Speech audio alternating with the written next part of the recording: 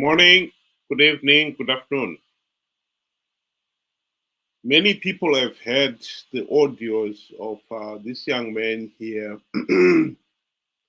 um,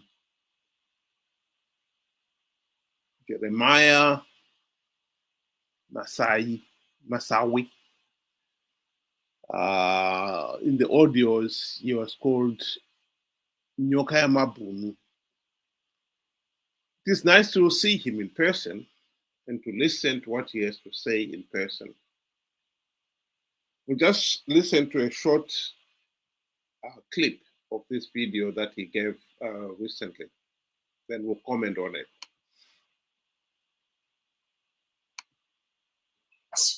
Yauya haifani kuti idrivwe sevision yeIndividual, inofana kuita vision yenyika, inofana kuita vision yepati. Saka zvese izvi Mugabe akasiya arongana nakasukuwere pai kuti parliament inofana kunzwai, zvese zvazvato zvese ningi inofana kudai, airport inofana kunzwai, zvese zvinona manidzi izvi. Saka ikoko ona mari yakabiwa paroundabout, mari yakabiwa paroundabout 82 million Tabablas. yes, tabablas. Tukuzvibvisa zvese zvimazita zvisane basa rese maimanje. Baba blessing. I'm a moving train handikwanisa kumisika izvezvi. Akutaura. And I'm not going back. So that I decided to say, no, look, let me come up open. Because people, they were saying, I don't go to audio. You think I can just come to give people stress here and nothing happen at the end of the day? No. We are coming with a permanent solution. Iso zvatiri kuti vachiwenga ngavapinde. Toda kuti nyika yeZimbabwe iite zvakaita zvakanaka. Toda kuti kana vachiwenga vapinda pogadzirwa mitemo yakanaka kuti kungonzwa even vetriple vanenge vachingochema vachiti tiri kubirwa election tazodai. Chimwe chinoitika ndechekuti ipapa ngetatarisa nemakambeni vanhu vanenge vachingomanyiswa vachidzidzirwa vachiti iye mudhanda akauraya vana vekumidlands nenzira yekunzi vanhu veopposition party.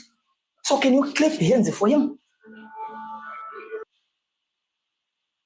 Well. What do you say to that one?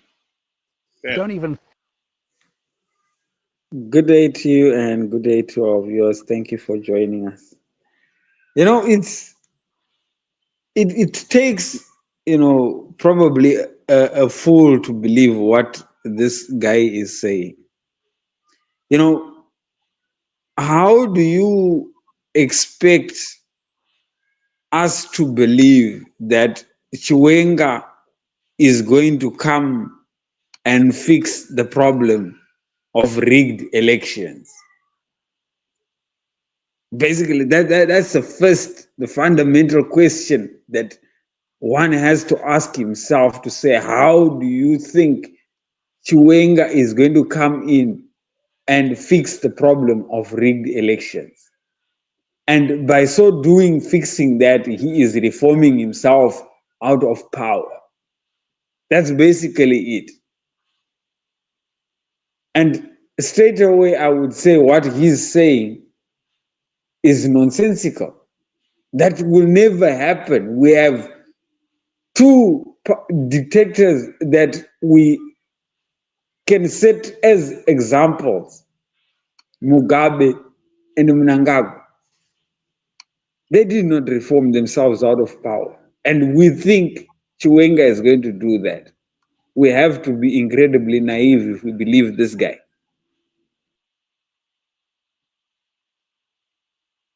Yes, I have to agree with you there. We have a problem here.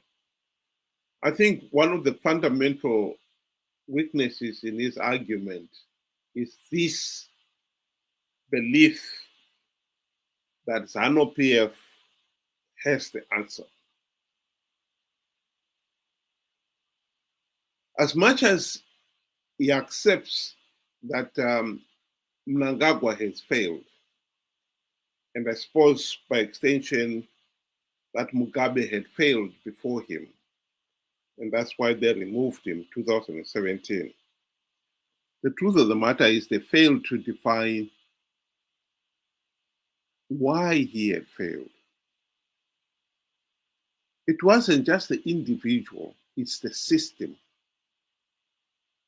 So swapping one dictator for another did not solve the problem.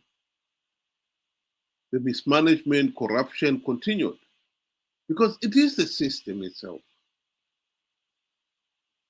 And for him to be saying that Chiwenga will sort all those things out and will live happily ever after is just the same idiotic nonsense that we heard from Mnangagwa himself when he got into power. He was so cocksure that Zimbabwe was open for business, that investors were going to pour into the country, and Zimbabwe's economy will be given a kickstart, and we will be all prosperous and live happily ever after. It never happened, of course, because investors are a shrewd lot. They knew, they could see that the 2017 military coup was nothing more than just musical chairs where you've removed one dictator and a few of the guys around him, only to replace him with another dictator, and nothing has changed. Chiwenga has been in power. As much as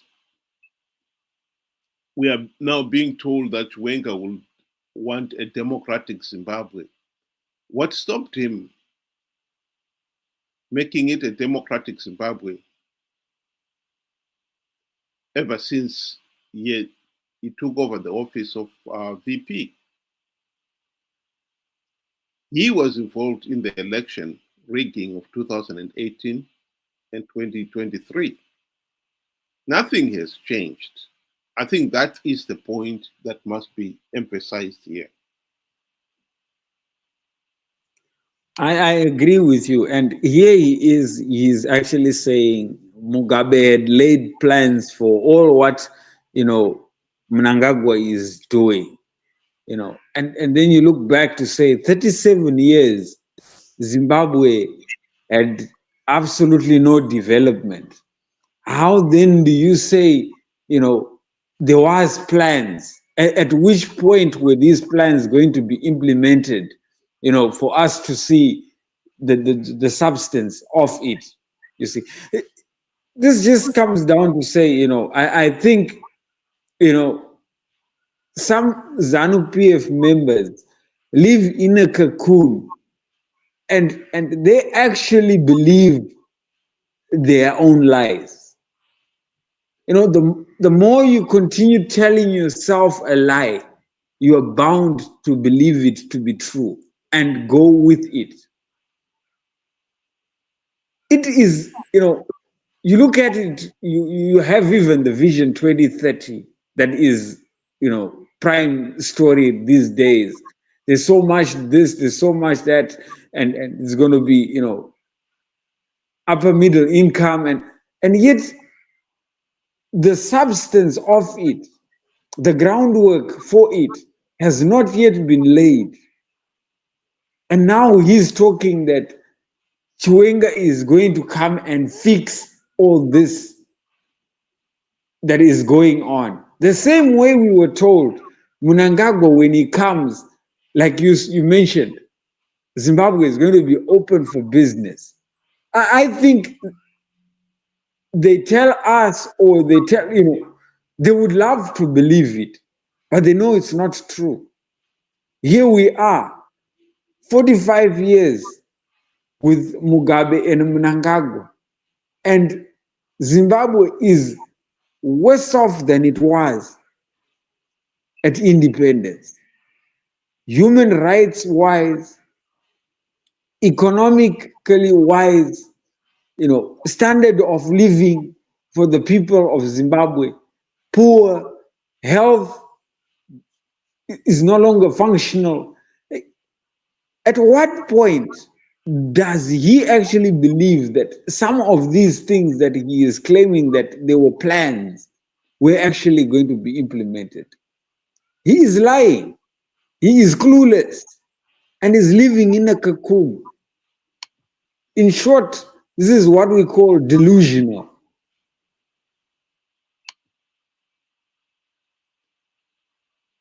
Yeah, I I think what I find really tragic about this situation is that there are many Zimbabweans out there who believe it. Some people have said it's out of desperation. I can see the desperation. People are desperate for change, and they think any change that will remove Mnangagwa is good change. What I would like to urge the people of Zimbabwe is to stop this nonsense of endless cycles. The 2017 people welcomed it, and some believed that was the real independence of the country. And the incoming regime made the usual promises. They will deliver free, fair, and credible elections. They will stamp out corruption, etc., etc. And none of those things ever materialized. For the simple reason that the dictatorship itself remained very much intact. All ZANU-PF were doing is changing the dictator. This individual and this so-called Gaza revolution, they make no secret. They are ZANU-PF through and through, and they intend to replace Mnangagwa with a ZANU-PF thug, VP Chiwenga. Now, anyone can be so desperate to think that is a solution, beggars belief. But the truth of the matter is, some people do believe it. And as long as some people believe it, they will fall for it. Once the signal is given, I would not be surprised that hundreds of thousands of Zimbabweans will publicly support this so-called Gaza revolution. And they will take it as the mandate to impose Chiwenga, and we're back to where we were in 2017. I think the people of Zimbabwe should have a clear idea of what they want. And what the nation wants is an end to the dictatorship. And it is naive to think that a ZANU-PF faction can ever preside over the dismantling of the dictatorship. That is the truth. Ben, do you want to give your comments? In conclusion, I would want to say, the more ZANU-PF preys on our desperation, the stronger and more rooted they get. They now know they can take advantage of us willy-nilly. So we need to stop this here now nonsense of, just running with whatever comes just for the sake of change. Switching one dictator for another is not an option and is never a solution. We are in this mess because we have done that not once, but twice. And at the start of independence, that is when we started with this whole thing. We removed Smith and we put Mugabe, who forced himself on us. And now we had a coup that, removed Mugabe, and Mnangagwa came in, and we are about to do the same thing. unless we stop this cycle, and try and find democracy, we will not be able to end our own suffering.